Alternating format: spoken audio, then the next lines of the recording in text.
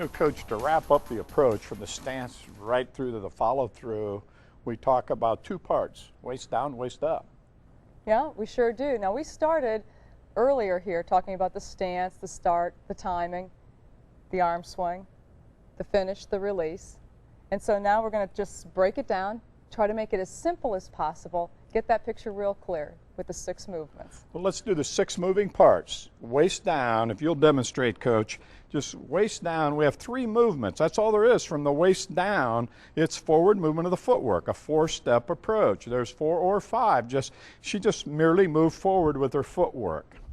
Now let's add the second move to that. We're in position. We're going to go forward with a foot, and we're going to lower the hips about 6 to 7 inches as she goes to the foul line.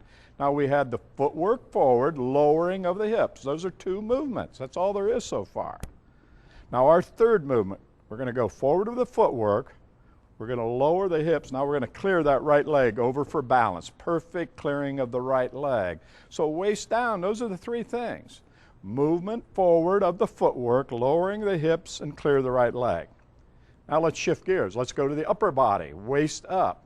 First movement, waist up, and there's only 3 movements, is the swinging of the right arm right there in that 4-inch groove. She put that right arm right in that 4-inch groove, but now she didn't move her left arm. What do we do with that left arm? So now movement 2 is to put that left arm out for balance. We swing the right arm in a 4-inch groove, put that left arm directly out away from your left shoulder, stretch it out for that good solid balance, palm down toward the floor. As you can see, her left thumb is pointing down toward the floor, right arm up toward the ceiling.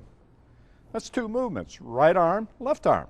Now what we're going to do, we're going to add that release right at the ankle bone. We walk to that line, right arm swings, left arm's up for balance, right at that foul line. She just rotates and finish, and rotate those fingers right when it passes the ankle bone into that finish. There's the 6 movements. You know, when you can learn those 6 movements, and Coach, you know, what happens is, I'm going to really challenge you now. We're going to have a little fun, if we will. Okay. We have this saying for years. If you know your approach forward and backwards, you can do it in your sleep. You can do it at home. And you can do this. This is a little bit of a joke on Coach, but I know she can do it. Let's demonstrate and do it forward and then do it backwards, and learn to do that at home. And once you learn to do that and you see that approach in your mind's eye that great, your approach will be nearly perfect, flawless. Coach, demonstrate for us, if you will.